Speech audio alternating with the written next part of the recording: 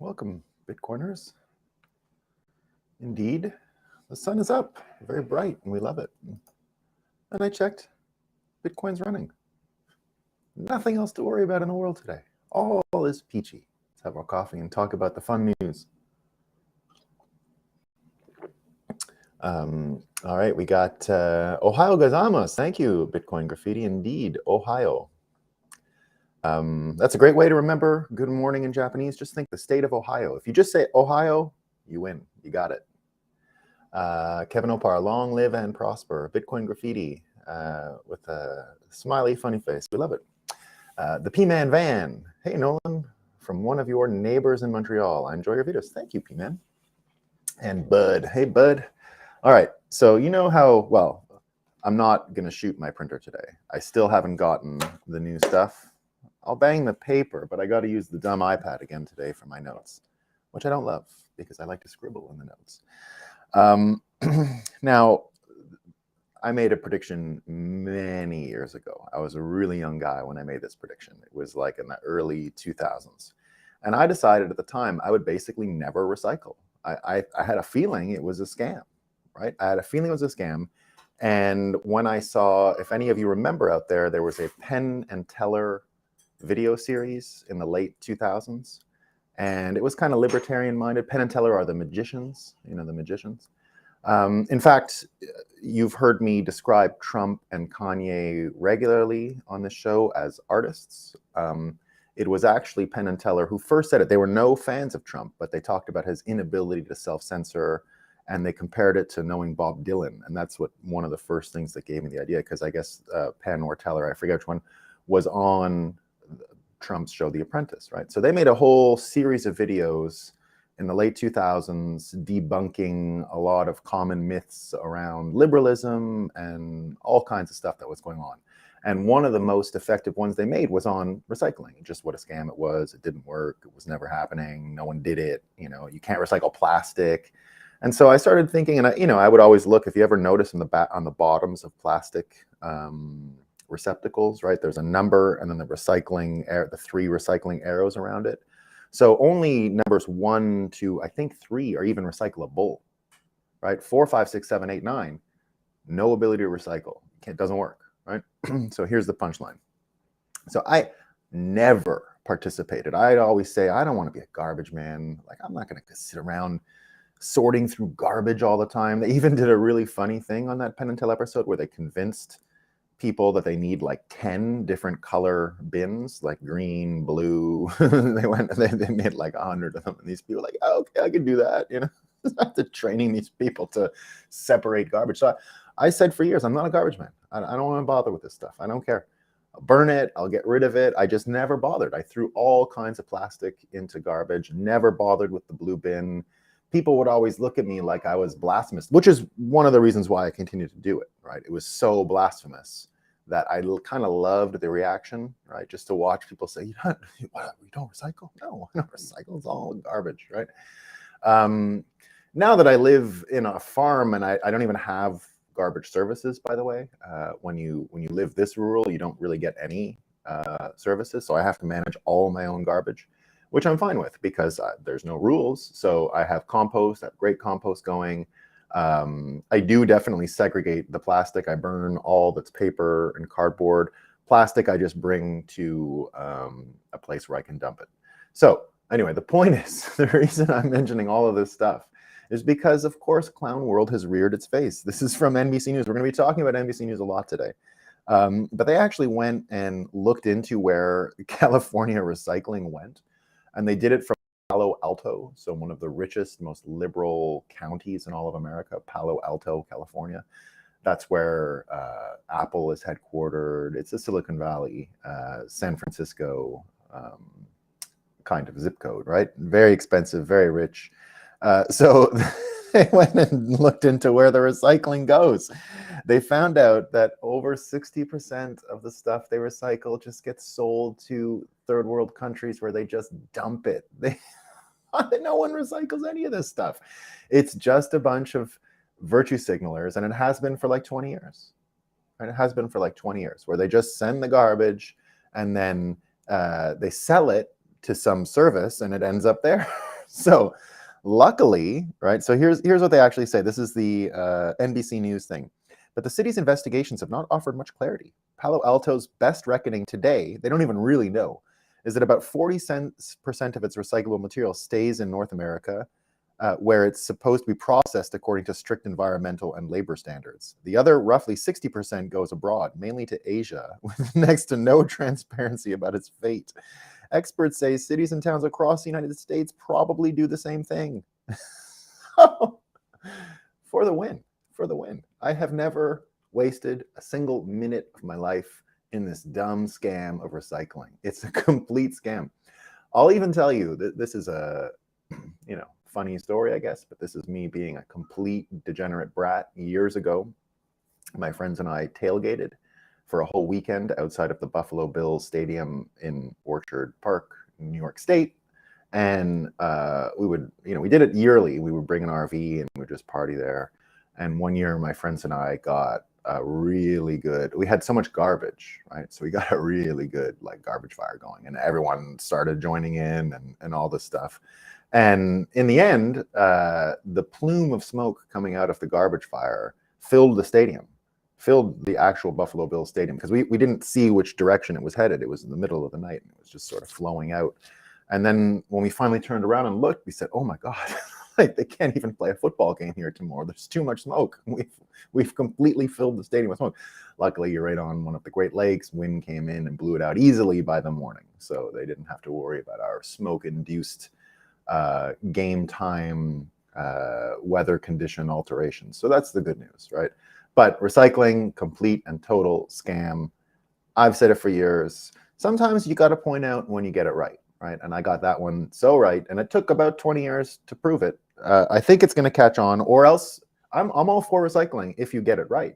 I don't mind recycling tin cans, and that was the whole point of the Penn and Teller show, was that whenever there's a reason to recycle, as in you save materials, therefore save money, therefore the incentives to recycle are clear, it'll happen. Right? A market will form around it and it will happen. We've seen it in aluminum cans. We've seen it in certain plastic water bottles. So I have a place here in Vermont where you can just go and donate all that stuff. So I don't even have to sort through it or count it or do any of that shit, right? Because I don't want to bother. I've always given my cans to homeless people and or whoever's not homeless necessarily, but the people working on the streets to pick up your cans. So very happy to give it to them, right? So I have separated tin cans from the other stuff. I only drink canned water, right? I don't really drink soda or anything like that. Soda pop, as the crazy Midwesterners call it. I only drink, water, bubbly water, we call it in my house for the children. So I definitely save those cans, definitely have been giving them away. But the rest of it, nope, complete scam. So I feel vindicated. And we have Justin saying this morning, composting is the real recycling. Yeah, and I love composting. It's a great time. I've got several composting devices, the turny ones, the big pile ones, and I got a lot of land here to fertilize in the next couple of years, so I'm building up a bit of a supply. So fun. Kevin says, "I like to bring metals to the scrapyard." Yeah, my father. So I guess that's where my insight came from. My father was always a big scrapyard guy. He loved them, and told me right when we reformed ours when I was a teenager, we turned it into a modern scrapyard with landscaping and the energy creation through the methane coming out of it and all that kind of stuff. That was all built when I was a teenager. My dad would always say, "You should see what they've done over there. It's nowhere near like was," and blah, blah, blah. Before this, I was mentioning this all to my wife, and she reminded me of that Trailer Park Boys episode. I don't know if you guys are into Trailer Park Boys at all. It's no good anymore, the Netflix version, but the original camcorder conceit of a reality TV show of a bunch of trailer park guys out in Nova Scotia, Canada, was great. The original run was great. And funnily enough, when I was a young guy in Canada, those characters from Trailer Park Boys would go around the major party areas in our large cities, Montreal, Toronto, and would just be in character. So you'd be at the bar and they would never break character. You could go see them.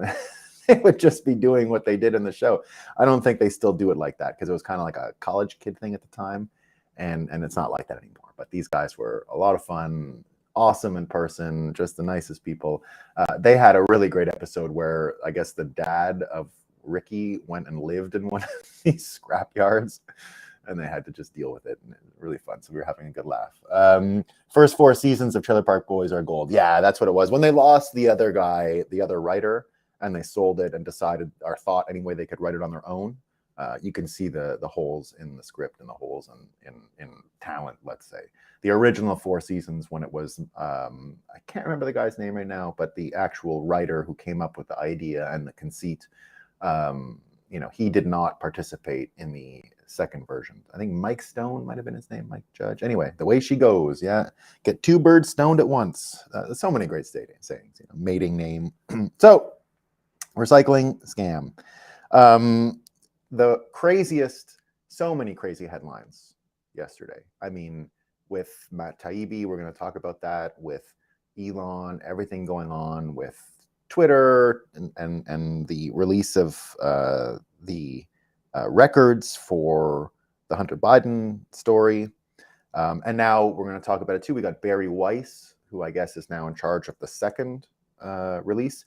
Now you got to just stand back before we talk about all this and admire what Elon has done by at first avoiding mainstream media outlets in order to bring this story to people, but also the people he chose, right? Matt Taibbi and Barry Weiss should never be confused with Trump supporters or Republicans or right-wing people. And it's very important, in my estimation, that Elon has chosen these people, because it's a bit of the Nixon goes to China thing. You ever heard of Nixon goes to China? So only Nixon could have gone to China and had that dialogue. The reason, because Nixon had 20 years of bona fides about being anti-communist, right? Richard Nixon was Dwight Eisenhower's vice president and was really in charge of anti-communist strategy in America. McCarthyism that came out of all that was actually begun by Nixon. He knew that McCarthy was crazy and was power hungry and a typical politician, so he backed away from all of that before it went nuts. But Nixon has had, when he was alive and participating in the American system in those days, the most bulletproof anti-communist background that anyone could have, right? So when it came time to negotiate with Chairman Mao and to go to China, he was one person that you didn't doubt. Any other American leader would have had doubts about their sensitivity or their promotion, really, of communism, right? So because Nixon had this unquestionable stance against communism, we say Nixon goes to China. Only Nixon could have done that, right? Only the most anti-communist could have had a rapprochement with communism in those conditions. And I think that when Elon Musk chose Matt Taibbi and Barry Weiss, he's chosen people whose bona fides, as far as being anti-Republican or anti-Trump or anti-MAGA or anti those things, are strong, right? No one is ever going to confuse Barry Weiss with a MAGA Republican. Although they might have a lot of things in common and might have a lot of political opinions in common, she's just not from that culture. She's not from that world, right? Now, I'm a huge Barry Weiss fan. I have been since she first became a refugee of liberal politics. And she did so with the COVID angle, right? The COVID thing was really how she began to separate from the establishment. She noticed, she did her 2 weeks. If you remember her logic, she broke away last summer, in the summer of 2021. She left the New York Times. She was at the New York Times for years. And she talked a lot about how when she left them, it was because of that. She watched, as she said it, I watched Netflix to the end. I did everything, but now it's too much. We want to get out of this situation. We're sick of lockdowns and we're sick of all this. Let's start managing our own risk. And she came up with all the sort of epiphanies that a lot of Bitcoiners came up with before this trouble happened, when we started just looking at it, the purest elemental corruption in our system, money, and we're able to single out where the problems were. So Barry Weiss came to the same conclusion a lot of Bitcoiners came to. And then she started publishing on her Substack a lot of crypto but Bitcoin-y content. She had Balaji Srinivasan guest write about what it was that we were doing here, about the separation of money and state, about creating almost states in our mind by separating the money from the state and starting to create, pieces that we can all recognize as a culture or a single issue voting block, if you will, right? But one whose worldview is all oriented around the type of money we'd prefer to use versus what's actually in circulation today. So, so here's the best. So remember, my point is that choosing Matt Taibbi, choosing Barry Weiss, really clever move on the part of Elon Musk, because you get some credibility amongst the audience he's trying to reach, that they're coming from a place of trying to get to the truth, right? But as we'll see, not everyone sees it that way. But here's the headline of the day. This is pure comedy. You don't even have to add the punchline. It is just everything we ever wanted. It's the greatest reaction. It's the chef's kiss of reactions to what happened. The Huffington Post. This is not ironic. I'm reading to you a real headline here. This is what it says about everything yesterday. Users complain their timelines are being inundated with right-wing tweets from people they don't follow and don't like, offering points of view they oppose. It's like not a Babylon Bee. It's not a Babylon Bee headline. This is the actual headline for the Huffington Post today. We can't keep our head in the sand any longer. What's happening? We can't do it. Right. So that's pretty funny stuff. Pretty funny stuff. All right. So let's talk about all the broken brains, all the carnage from yesterday and watching people try to cope. Remember, before anyone was even talking about it yesterday, we predicted the reactions to the Elon Musk story, because it's almost too big for people to swallow at once, right? It's too big of a pill for people to swallow at once. So it's going to trigger cognitive dissonance, which was what all our show was about yesterday, right? It was about triggering the cognitive dissonance. Bud, Elon was on Space's call with 100,000 people yesterday. I watched it a little bit. It was okay. But, neat to see everyone there listening, neat to see his take, and definitely enjoyed it. So we knew the reactions were going to be ignore, right? You were going to ignore the story, right? We predicted that yesterday. You were going to ignore the story. You were going to attack Elon Musk, right? That was the other thing out there, that the attacks, you were going to see attacks on Elon Musk. You were going to see, most importantly, attacks on Matt Taibbi himself. Because again, when your brain is broken, when you're suffering from cognitive dissonance, there's only a few directions your brain can go in. It doesn't want to actually have to handle the truth or the story or the facts in front of you, right? Better to take a shortcut and go around and avoid having to deal, because this is a big story. For a lot of people to fit this in their mind, the consequences of it are a little too much to calculate at once. So you're watching the medicine go down right now, right? You're watching the medicine go down. So I predicted yesterday you'd have no one say, oh, I didn't know any of that. Oh, wow. I guess things are really bad. Maybe I shouldn't trust the news anymore, right? I knew you weren't going to get that right away. You're going to get more of it, but you're not going to get that on day one. It's too much reality for some brains to accept. So they have to go into their little holes. So we see it there, right? Here's Clay Travis talking about the first one that I predicted. There's not one single article about Elon Musk or the Twitter email release last night on the New York Times app this morning, right? So this was yesterday. Already nothing in the New York Times. Elon responds, that is because the New York Times has become, for all intents and purposes, an unregistered lobbying firm for far left politicians. Michael Malice answered, become? They ran interference for Stalin. So you had all kinds of people yesterday bringing up all of this history of the history of the gray lady, they say, and underlining all the times where they have indeed suppressed the truth. So you had a bunch of people yesterday sharing old New York Times clippings from that book, The Gray Lady, about how, oh, there's not really starvation happening in Ukraine right now. The Russians are trying their best. They said it's just a few places. Everyone's eating fine in the cities. So anytime there was a major catastrophe, right? These are the Holodomor in Ukraine is one of the greatest human tragedies in the history of the world, not just because of the death count, which is unreal, right? The death count is unreal. It's a tragedy because it was so avoidable. If you didn't have central planning, it would have never happened, because people died, believe it or not, in one of the most fertile parts of planet Earth.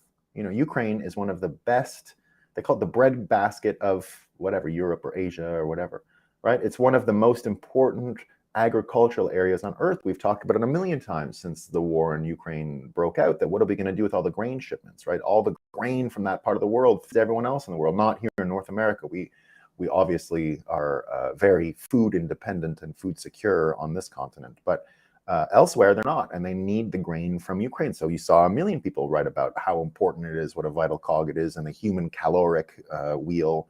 And what did we end up seeing, right? They found ways to get it out, but it definitely gives context for what happens 70 years ago when all these people, or 60 years ago when all of these people were killed. And now people sharing those articles saying, well, when did the New York Times become so corrupted? When, right? Was it 60, 70, 80 years ago? We don't know. No one ever talks about it, right? No one ever talks about their implicit bias. So we got that one, right? So there's the ignore, right? The next one we have, and this is just sort of confirming the predictions we made yesterday, because it played out exactly as we said it would over the day. The next one here is to, when they say it's like you got the facts wrong, right? Oh, you screwed up, that you're looking at the wrong thing, right? So this is someone saying Hunter didn't run for president. The GOP was trying to pull a Kerry Swift vote on Biden, and it was all irrelevant. It was just content moderation. It's just content moderation. Oh gosh. Now remember, they did it. They impeached Trump over meetings, right? The perfect phone call. Remember when they impeached Trump at the start of COVID? The first time they impeached Trump? Do you remember what it was for? Can we remember what it was for? Right? It's because he had a conversation with Zelensky, and they said it was to look up dirt on Hunter Biden and Joe Biden, and if he wouldn't do it, he wouldn't give them money, right, for whatever it was, right? So he said, they're doing some stuff over there. You go look into it, and then I'll give you money. So that became the Vindeman, and he's trying to use the bully pulpit to get his own personal investigations going. Now remember, Trump's son, Donald Trump Jr., brought holy hell in the Trump-Russia collusion story when he met with someone from Russia about campaign stuff and what was going on in Hillary. So the idea is that if you have dirt on someone, they can be blackmailed and they're vulnerable, right? So from the point of view of just commander-in-chief, for him to ask if the presidential candidate has dirt on them, that's him doing his job. That's him protecting elections, right? Because if they can influence the 2016 election, what's the difference in influencing the 2020 election, the Russian disinformation machine, right? It's the same story, but it was treated totally differently, right? So this person here is still buying that, it was just them trying to tarnish the presidential candidate. Well, guess what? It's his last son, right? If you are a father and it's your last son, it's a vulnerability in the sense that you don't want him to get in trouble, and you're going to protect him. And I get it. I don't hold Joe Biden at fault for loving his son and wanting the best for him. I listened to some of the phone calls from the Hunter Biden laptop. I don't think Joe necessarily is involved in this at all, right? I think you got to ask the question, though. It's a really important question to ask. But when you hear him asking about his son, it's genuine love. Of course it is. Of course it is, right? What else is going on in there? I don't know. There's enough meat on the bone to be wanting to ask a bunch of questions and have inquiries and all the rest. If they were willing to do it for the perfect phone call that Trump had with Zelensky, it's no different, right? So that was one way, right? That was one way. The next way is to sort of obfuscate what Musk is doing, right? To confuse it. So it's the first one was ignore. Then it's, they got it wrong. They're looking at the wrong stuff. And this one here is basically just to use the guilt by association again, one of the typical dirty tricks, right? So this is Politico. Within the current contours of the culture wars, the right has taken up the mantle of free speech, while the center and left have cited concerns about disinformation and hate speech to argue for greater limits in online expression. Since taking the reins of Twitter in October, Musk has endeared himself to the right and incensed the left with his laissez-faire approach to moderation. Right? So this is pure cognitive dissonance, right? This is hallucinating a scenario, right? This is hallucinating a scenario. I can't imagine if it doesn't break down that cleanly, basically, is what it comes down to, right? So now let's go and see. This is the best part, right? This is the really amazing stuff, the attacks on Matt Taibbi, right? So again, this is what happens when cognitive dissonance is triggered. This is what it looks like. You're seeing one of the great days of cognitive dissonance getting triggered yesterday, right? You ignore, you argue a separate, unrelated point, but the best and most obvious sign are the personal attacks, right? So Matt Taibbi signs off last night and he says, looking forward to going through all the tweets complaining about PR for the richest man on earth and seeing how many of them have run stories for anonymous sources at the Pentagon, the FBI, the CIA, the White House, and etc. And Glenn Greenwald matched that sort of sentiment when he says the sleazy pro-censorship pack of liberal employees of media corporations united last night to attack Matt Taibbi as they do to any journalist who breaks a real story about real power centers. And because they were so desperate to discredit it, showed what they are. And so Mediaite actually gave a formula to write the typical Matt Taibbi complaint and then showed the receipts on everyone who did this formula. So AI basically, or even machine learning could have done this. You didn't even need the ChatGPT to get these Matt Taibbi things. You could do it with just a plain old-fashioned computer. So here's the formula. Construct tweet, quotation, save formerly respected or once great, etc. Matt Taibbi. Then call it PR or comms or something like that for the, here's the next formula you need to fill in, world's richest man, the richest person in the world, and so on, right? And so here's the tweet thread. So everyone really jumping on Ben Collins, right? Ben Collins is the misinformation reporter for NBC. Imagine throwing it all away to do PR for the richest person in the world, humiliating shit. Then Chris Hayes, watching some of the most famous, most powerful, and richest men red pill themselves into disaster. Pretty wild. That's my read too, that the appropriate policy people made a call without government interference and were later overturned on appeal. More curious about the process now. A journalist agrees to terms they refuse to describe to do social media PR for the richest man alive. We don't perform as a PR person. This is Sarah Reese Jones. We don't perform as a PR person to the richest man on the planet, but we do center how policy impacts the people over billionaires. 100% independent. That's from Politics US. So she says no PAC money. Maybe I'm wrong. Mehdi Hassan, imagine volunteering to do online PR work for the world's richest man on a Friday night in a service of nakedly and cynical right-wing narratives, and then pretending you're speaking truth to power. From calling Goldman Sachs a vampire squid to giving free PR to the world's richest billionaire. Man, what a career journey. Wajid Ali, Matt Taibbi, what sad, disgraceful downfall. I swear, kids, he did good work back in the day. Should be a cautionary tale for everyone. Selling your soul for the richest white nationalist on earth. Well, will eat well for the rest of his life, I guess. But is it worth it? All right, so I can go on. There's a whole list of this. They're hilarious. Each one of them funnier than the other. Sagar and Jetty, I think brought the right amount of context here, right? He says, the disinformation reporters whose entire job consists of calling up fake experts and exaggerating their real quotes are very upset that Matt Taibbi committed an act of journalism. And here's, I think, what sums it up perfectly, right? He says, I honestly admire Ben Collins, Brandy, and Taylor Lorenz. To be this publicly humiliated online and still post the way they do takes a level of self-delusion and chutzpah I just don't have. That's it right there, right? That is it right there. Now, here's how it all breaks down and why it is so important for Bitcoiners and how Bitcoiners are so ahead on this and how we're perfectly positioned now, because there's a logical, so I said it won't happen in one day, right? The first day it's broken brains, cognitive dissonance, but now the consequences will start, right? There's consequences. There's trickle down logic here. There's things that are no longer defensible on battle lines that are not directly connected to this, but they are now.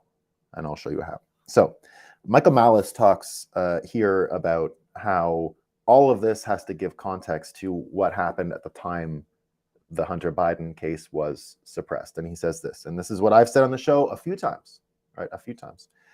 For me, the bigger part of the story is that 50 intelligence officials could brazenly lie about the info being Russian misinformation with no consequence or even pushback, right?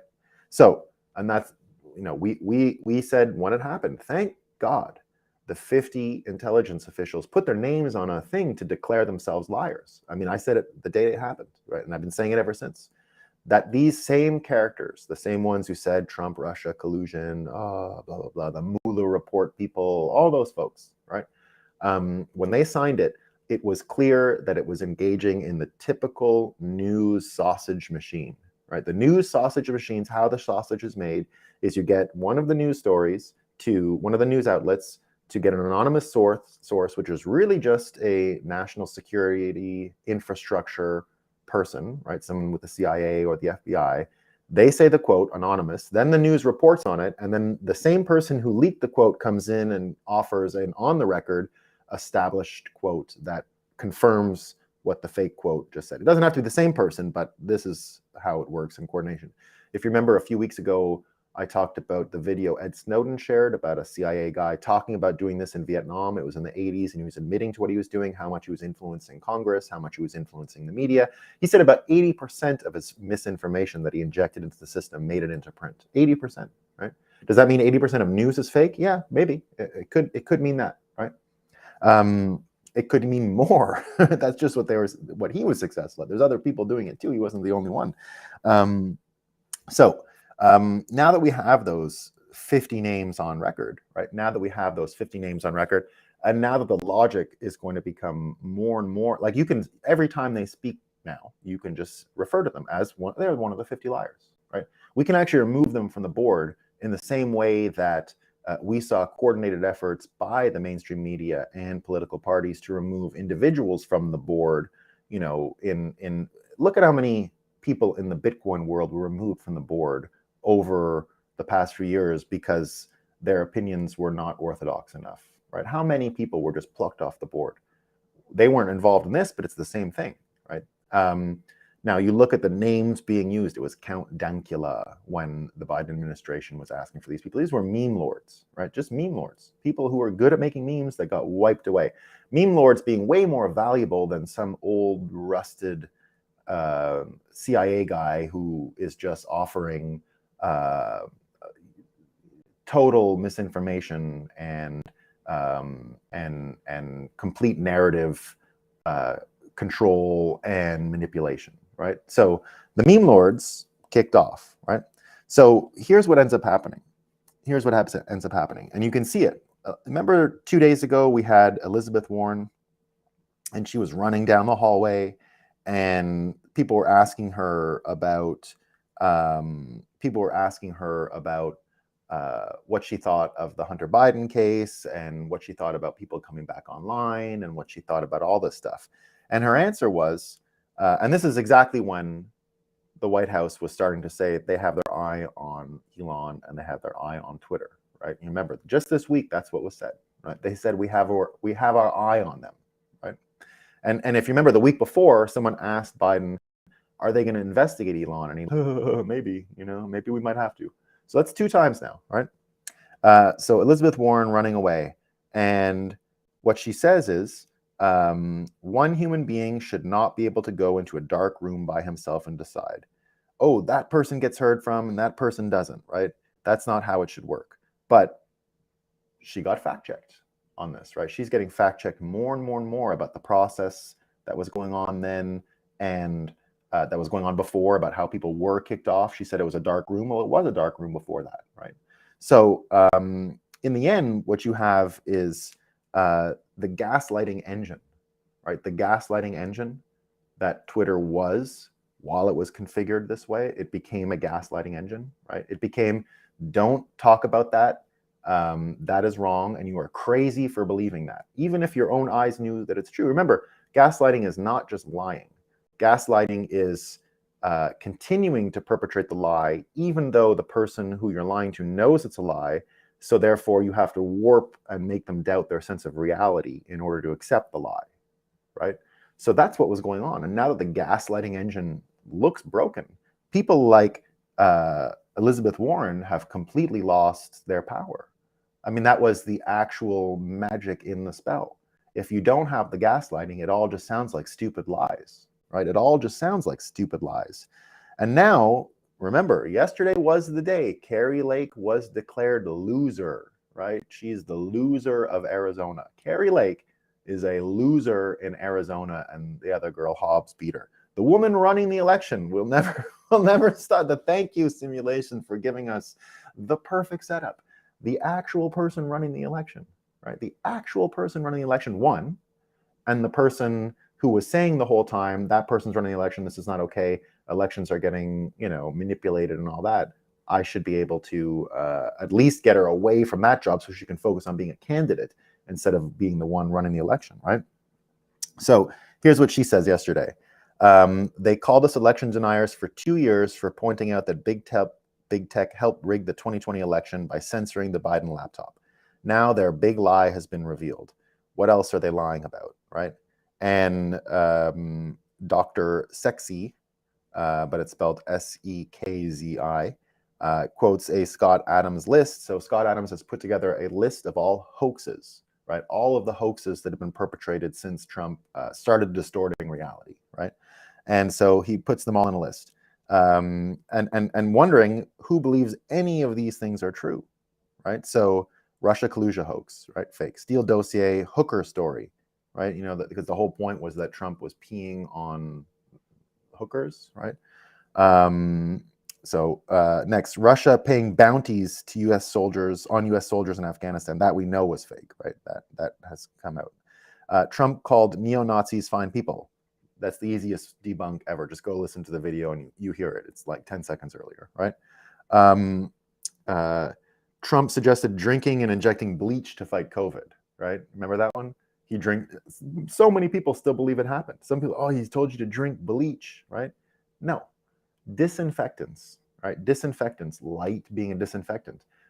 He had just been briefed on light being injected. That's the word they use, injecting light into someone's, wherever the virus can take hold and throw it or whatever, and it would eliminate it, right? So, and it is a type of bleach. It's not the bleach you clean your toilet with or you clean your floors with, right? But you can bleach things in the sun, and that's just the words that are used by the actual doctors. The Wall Street Journal had talked about the approach in the days leading up to it. So I was already talking about the light approach. Lots of people knew about it. It wasn't just out of nowhere. Now, did he speak perfectly about it? Of course not, right? He's not. He's got his limitations, right? Did he describe it perfectly? No, but it was a valid thing. And they jumped to make fun of him and said, drink bleach, drink bleach, right? Obviously not. That he overfed the koi fish in Japan. Remember the one where he just dumped the bucket of food for the koi fish when he was with the Japanese president Abe, who was assassinated just a few months ago? And so there, but the way he did it a bit at first, and then if you watch the whole video, and the people who reported on it saw what happened in reality, right? So they knew that they were cutting the video to make it look bad. They put a bit in. The Japanese president throws it all in. They cut all that out, and they just showed Trump throwing the whole thing in. So more fake news. Trump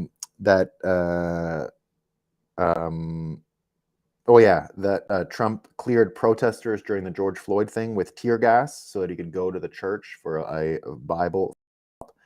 The Hunter Biden laptop case. Elections were fair because no court found major fraud, right? But the courts, the courts don't know how to confirm or audit anything to do with the computer network architecture. I don't know how. How would a court know how? Right? How would just any old court have any understanding on computer auditability? Are they all Bitcoiners, I guess? They understand how decentralized networks work and the cost, the trade-offs between security, ease of use. I mean, we deal with these things all the time when we talk about the networks we're engineering, right? Are they experts in that? I learned all this after I left the law, after I left the law. Did they all have the same training I had in cryptography? And did they learn as much as I learned? All those lawyers? I've clerked for or worked for a judge before, right? I've worked for a judge before. I know what their knowledge level is. It's what you'd expect. They know what they know, right? Some law codes, some precedents, and that's the end of it, right? They're not experts on computer science. They're not experts on the auditability of certain networks versus others. They have no clue what they're talking about, none. And that's what they say in every one of these judgments, right? In every one of these judgments, they didn't say we looked into it. No, they said this is not for us to look into. Those are the results. That's what we do. See ya. Not enough. Wouldn't overturn the election is what they said every time, right? In aggregate, they could, right? Now, I'm not saying go do that. I'm just saying what the courts are suggesting is inaccurate. There is no proof that anyone looked into this to prove that it was straight. That never happened, right? That never happened. You can go on. I mean, there's more and more of this stuff, right? So where does it all head, right? Where does it all head? Well, here's the Bitcoin angle, right? And it's very clear. The mistrust of finance. Now we're finally getting to the point where we're saying, well, finance is broken, the media is broken. We saw finance was broken with the SBF story. We saw media clearly unable to handle the SBF story, the mainstream media proving again they're broken. This case proves they're broken. But while all this is going on, right, more things are falling apart, and it's this. Goldman Sachs, this is numbers from Goldman Sachs itself, right? At the end of last year, overall fossil fuels represented 81% of the world's energy consumption. So 81% now, right? It represents 81%. 10 years ago, they were 82%, right? 82%. So fossil fuels went from 82 to 81 in 10 years, right? So 1% decrease in the amount of energy we get from fossil fuels now versus the amount we got 10 years ago. But what was spent to move fossil fuels from 82 to 81%? The answer is $3.8 trillion into renewables. $3.8 trillion have been spent in the last 10 years on energy sources to move us away from renewables, and the result is 1%. And that 1% has screwed over Europe. It's made them energy dependent. It's made the grid unstable. It's made all kinds of trouble, right? The ability for them to negotiate, the ability for them to be sovereign, all lost, all gone. And they spent the money and got it down by 1%. They got it down by 1%. Right? So as we see these things crumbling, and now it influences our real life, that there is a penalty to be paid for having terrible leadership, for having unaccountable financial mechanisms, for having a media that is completely interested in making sure the message stays coherent and cohesive. And all of these things failing at once means we're going to be dealing with energy insecurity in many parts of the world. And when you start dealing with energy insecurity and you start asking questions, it's not the same effect as the cognitive dissonance of just Matt Taibbi or Barry Weiss and what do you think about Elon Musk. That stuff can afford you all of these different coping mechanisms, right? You can ignore, you can call them names, you can do all these things. That all works, right?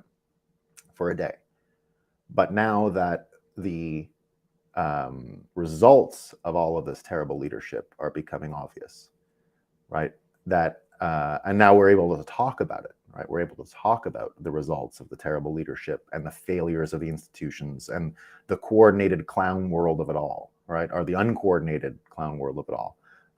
Means that we finally have something to grasp onto, and it will be energy policy.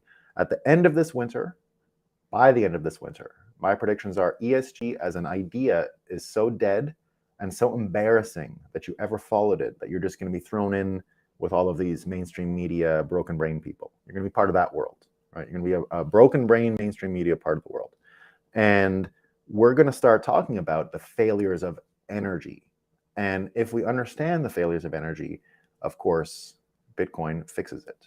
and it re-incentivizes the model. In a world of Bitcoin, you're never going to get $3.8 trillion. That's like multiple times more than all the Bitcoin in the world.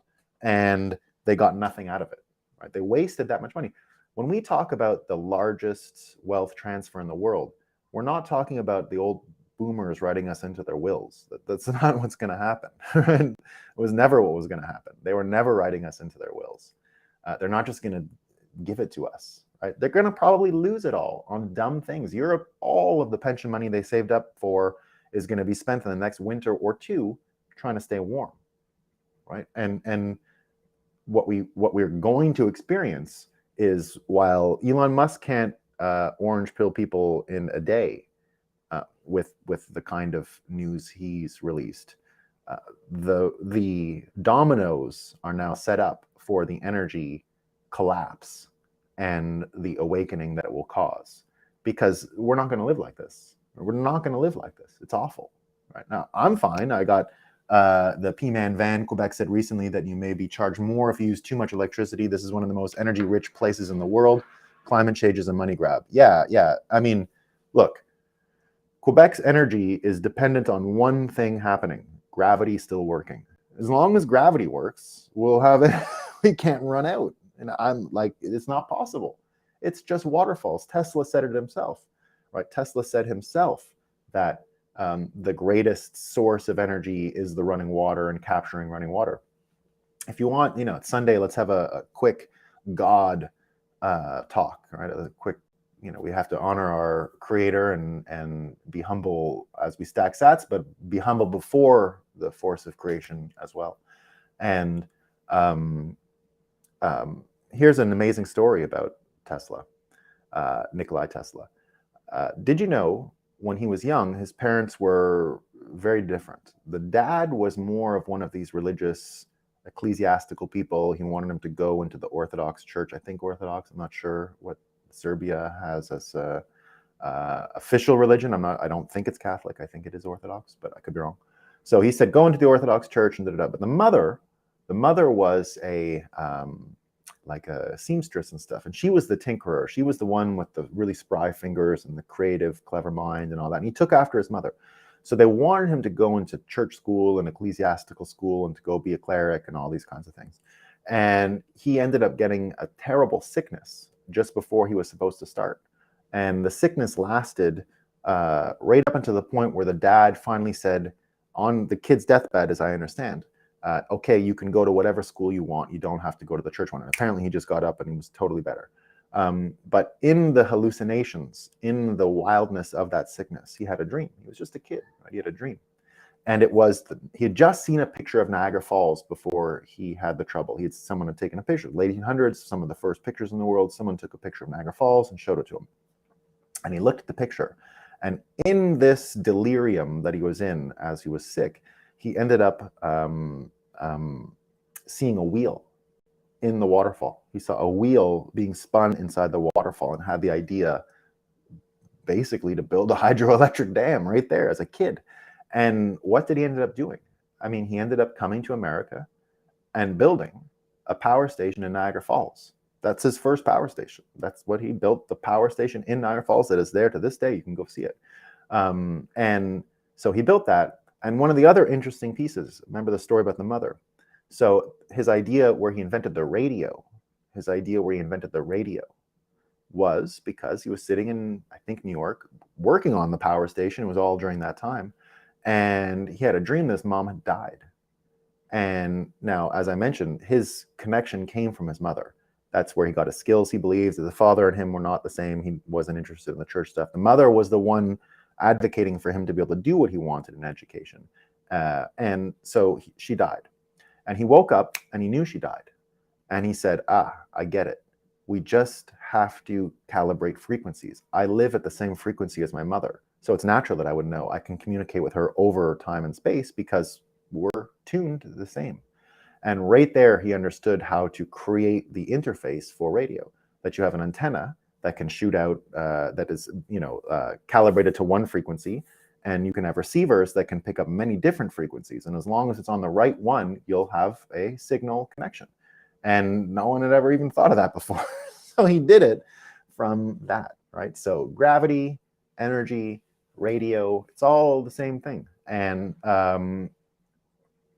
he figured it out, right? He figured it out. So that's my little God is real story for the day. Well, according to if you believe all of this stuff, which I do.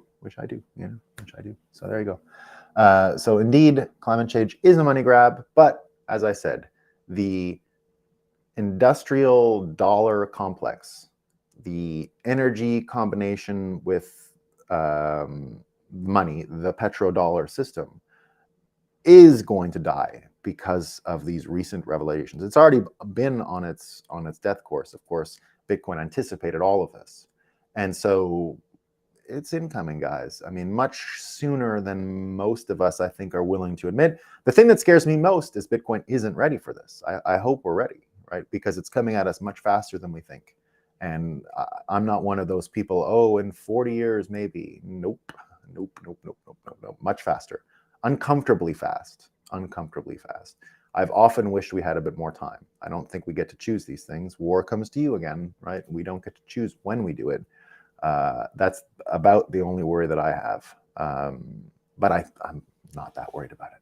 We're going to win, guys. We're going to win. All right, team. Enjoy your Sunday. I shall see you tomorrow. Let me know if I missed any news here. Good morning, fam, says Christian CK. Indeed. And speaking of good morning, fam, always remember we're going to be getting together in May physically for our event. So come. I'm going to be there. We'll do a special breakup morning and we'll do it live and maybe we'll do some content out of it. It could be fun. All right, team. Peace.